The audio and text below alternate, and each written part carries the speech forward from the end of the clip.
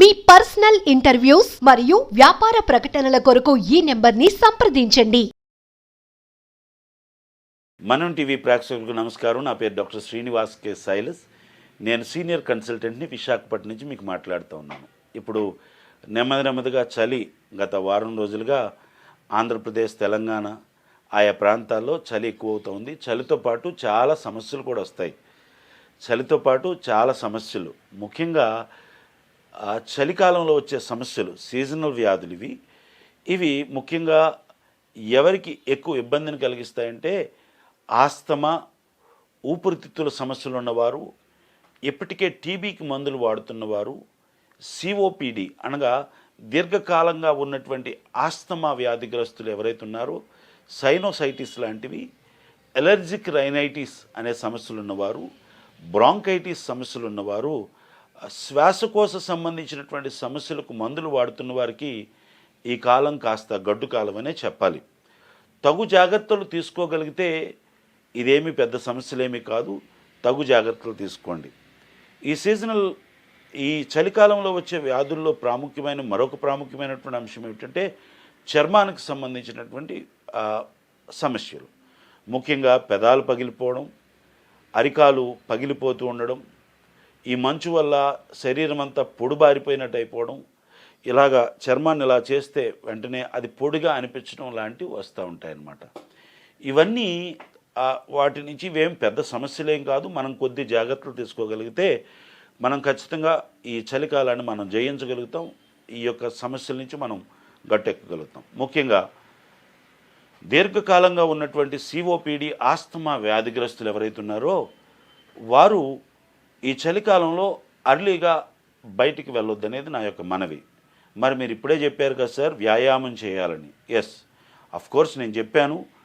ఈ వ్యాయామం చేసేవారు ఎవరైనా ఉంటే ఇంటిలోనూ క్లోజ్డ్లా, అంటే మంచు పడకుండా క్లోజ్గా ఉన్నటువంటి దాంట్లో వ్యాయామం చేయండి. వ్యాయామం చేసేవారు ఒకవేళ ట్రెడ్మిల్ ఉంటే ట్రెడ్మిల్ మీద పరిగెత్తడం లాంటివి చేయగలిగితే ఈ ఆస్తమాగ్రస్తులు ఈ మంచు బారిన పడకుండా ఉంటే కొంతవరకు ఆయాసం నుంచి, ఈ యొక్క ఆస్తమా నుంచి బయటపడవచ్చు. రెండవది, ఈ ఆస్తమా వ్యాధిగ్రస్తులు రాత్రి సాయంత్రం 5:30-6 గంటల లోపు ఇంటికి చేరుకోవడం కానీ, లేకపోతే క్లోజ్లోకి వెళ్ళడం కూడా చాలా మంచిది. లేకపోతే ఆ మంచు పడడం వల్ల అది నెమ్మదిగా మీకు ఊపిరితిత్తుల మీద దాడి చేసి ఎక్కువ ఆయాసం వచ్చే ఛాన్సెస్ ఉన్నాయి. అంతేకాకుండా ఈ ఆస్తమా వ్యాధిగ్రస్తులు తినకూడనివి ముఖ్యంగా అరటిపండు లాంటివి, సీతాఫలం లాంటివి. ఈ సీజన్లో వచ్చే ఫ్రూట్స్లో సీతాఫలం కూడా ఉంటుంది. సీతాఫలం లాంటివి మనం కొద్దిగా జాగ్రత్తగా ఉండాల్సి ఉంది. ఇవి తీసుకోకపోవడం మంచిది. ఇక వీరు మిగతా ఫ్రూట్స్ని ఎప్పుడు తీసుకోవాలంటే పగలు మాత్రమే తీసుకోవాలి, రాత్రుళ్ళు తీసుకోవద్దు. కారణం ఏంటంటే అవి తెమ్మడను క్రియేట్ చేసి కాస్త ఆస్తమాని డెవలప్ చేసే ఛాన్స్ ఉన్నాయి. కాబట్టి వారు తీసుకోవలసినటువంటి ఫ్రూట్స్ ఏవైతే ఉన్నాయో అవన్నీ పగటిని మాత్రం తీసుకోగలిగితే మంచిది. అవి కూడా ఫ్రిడ్జ్లో పెట్టకుండా, అవి కూడా ఐస్ వేయకుండా, అవి కూడా పంచదార లేకుండా తీసుకోగలిగితే ఈ సీజన్లో వచ్చే ఆస్తమా వ్యాధిగ్రస్తులు వచ్చే సమస్యల నుంచి బయటికి పడవచ్చు. ఆ విషయాలను జాగ్రత్త పడండి. అలాగే ఎన్నో దీర్ఘకాలికంగా మందులు వాడుతున్న వారు ఎవరైతే ఉన్నారో మీ ఆస్తమా మందుల్ని రెగ్యులర్గా తీసుకోండి. అంతేకాకుండా పర్ఫ్యూమ్ కొట్టుకునేవారు, బాగా వాసన వచ్చే పూలు పెట్టుకునే వారు పక్కన ఎక్కువగా నిలబడొద్దు. తాలింపులు వగర్లు కానీ, దుమ్ము వస్తున్నటువంటి ప్రాంతంలో కానీ ఉండకుండా ఉండాల్సినటువంటి జాగ్రత్త. ఆస్తమా వ్యాధి, ఎలర్జిక్ రైనైటిస్లు ఇవేవి కూడా వ్యాధులు కాదు, కానీ మనం తగు జాగ్రత్తలు తీసుకోగలిగితే వీటి నుంచి బయటపడవచ్చు. ఇవి ముఖ్యమైనటువంటి జాగ్రత్తలు ఏంటంటే దుమ్ము నుంచి జాగ్రత్తగా ఉండడం, అంతేకాకుండా చల్లదనం నుంచి జాగ్రత్తగా ఉండడం, చల్లటి పదార్థాలు తినకుండా ఉండడం, మిల్క్ షేక్స్ లాంటివి, ఫ్రూట్ జ్యూసెస్లో వేసే ఐస్ లాంటివి ఇవి తీసుకోకుండా, ఏవైతే ఫ్రూట్స్ ఇదివరకు మీకు పడటం లేదో, మీరు ఆల్రెడీ డైరీ మెయింటైన్ చేసి ఉంటారు, మీకు తెలిసే ఉంటుంది. కాబట్టి ఆ ఫ్రూట్స్కి దూరంగా ఉండి రాత్రుళ్ళు సాయంత్రం 5 గంటలు అయిన తర్వాత ఎట్టి పరిస్థితుల్లో చల్లటి పదార్థాలు, చల్లటి వాతావరణంలో ఉండడం కానీ, మజ్జిగన్నాలు, పెరుగన్నాలు లాంటివి తినడం కానీ, అధిక తీపి ఉన్నటువంటి బెల్లం, పంచదార, పాకాలకు సంబంధించినవి, చాక్లెట్స్, స్వీట్స్ లాంటివి కానీ ఖచ్చితంగా దూరంగా ఉండాల్సినటువంటి బాధ్యత ఉంది. ఈ విధంగా ఆస్తమా వ్యాధిగ్రస్తులు బయటపడవచ్చు. రెండోది, చర్మ వ్యాధులు ఉండేవారు కూడా తగు జాగ్రత్తలు తీసుకోవాల్సినటువంటి బాధ్యత ఉంది. కొంతమందికి పొడి చర్మం ఉంటుంది. ఈ మంచు వల్ల పొడి చర్మం చాలా తొందరగా వస్తుంది. వీరు వాడాల్సినటువంటి ముఖ్యమైనటువంటి సబ్బు గురించి మాట్లాడుతూ ఉన్నాను.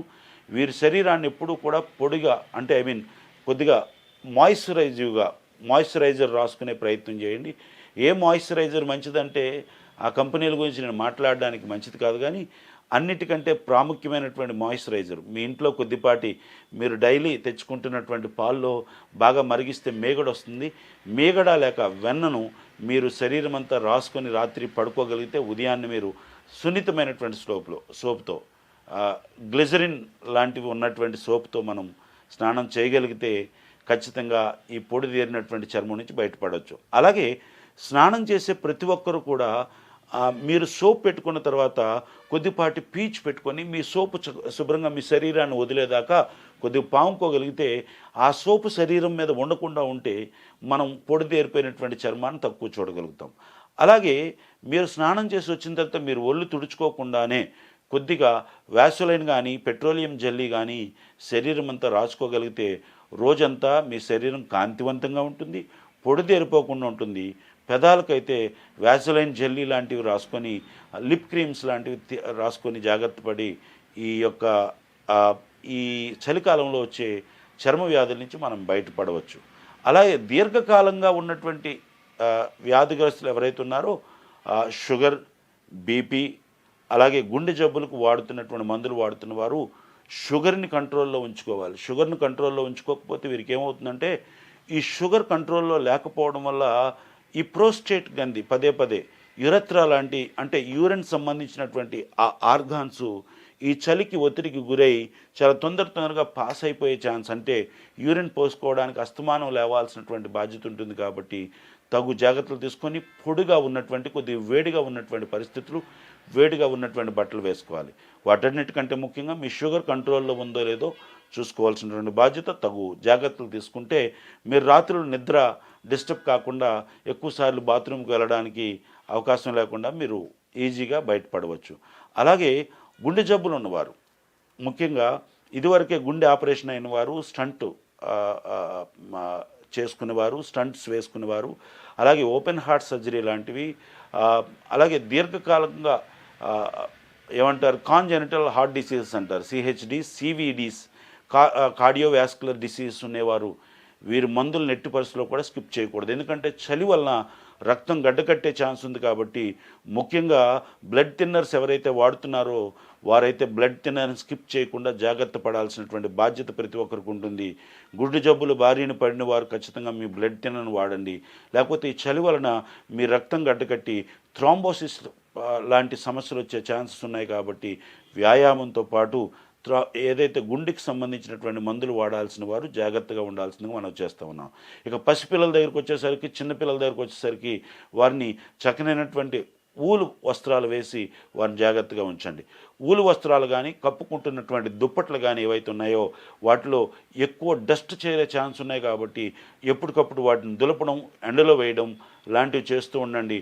అదే రోజుల తరబడి మనం ఆ దుప్పట్లను కప్పుకోవడం వల్ల డస్ట్ బాగా అది అందులో ఉండిపోయి ఆ డస్ట్ను మీరు ఇన్హేల్ చేస్తే కాస్త ఇబ్బంది అయ్యే ఛాన్స్ ఉంది. కాబట్టి పిల్లలు వేసుకునే ఊలు బట్టలు కానీ, మఫ్లర్స్ కానీ, ఏదైతే జర్కన్స్ కానీ, చలికి సంబంధించినటువంటి వస్త్రాలు వేసుకున్న ప్రతి ఒక్కరూ తరచుగా వాటిని దులపడం, ఎండలో వేయడం లాంటివి, లేకపోతే నీటిలో జాడించి ఆరబెట్టడం లాంటివి చేయడం వలన ఆస్తమా, ఎలర్జిక్ సమస్యలు రాకుండా, జ్వరం బారిన పడకుండా, ఊపిరితిత్తు సంబంధించినటువంటి సమస్యలు రాకుండా ఉండవచ్చని ఈ సందర్భంగా తెలియజేస్తూ ఈ తగు మాత్రపు జాగ్రత్తలు, అంతేకాకుండా ప్రతి ఒక్కరు కూడా గోరువెచ్చని నీళ్ళు తాగే అలవాటు ఈ సీజన్లో అలవాటు చేసుకోండి. గోరువెచ్చని నీళ్ళు ఖచ్చితంగా తాగాలి. సాయంత్రం 6 గంటల తర్వాత ఎటువంటి ఫ్రూట్స్ కూడా ఈ సీజన్లో మాత్రం అంటున్నాను, పగలు ఎన్నైనా తినండి, రాత్రులు మాత్రం సాయంత్రం అయ్యేటప్పటికి ఫ్రూట్స్ని తగ్గించవలసిందిగా. తింటే కొంతమందికి గొంతు సంబంధించినటువంటి సమస్యలు వస్తాయి. మజ్జిగన్నం, పెరుగన్నం లాంటివి రాత్రులు తినవద్దు, పగలు తినండి. రాత్రులు మాత్రం చల్లటి వస్తువులు, ఫ్రూట్సు, మజ్జిగన్నం, పెరుగన్నాలు, మిల్క్ షేక్స్ లాంటివి, ఫ్రూట్ జ్యూసెస్ లాంటివి రాత్రులు కాకుండా పగలు ఈ సీజన్లో అలవాటు చేసుకోగలిగితే ఈ యొక్క చలికాలం వచ్చే సమస్యల నుంచి, వ్యాధుల నుంచి మనం గట్టెక్కొచ్చు. Thank you so much. నమస్తే.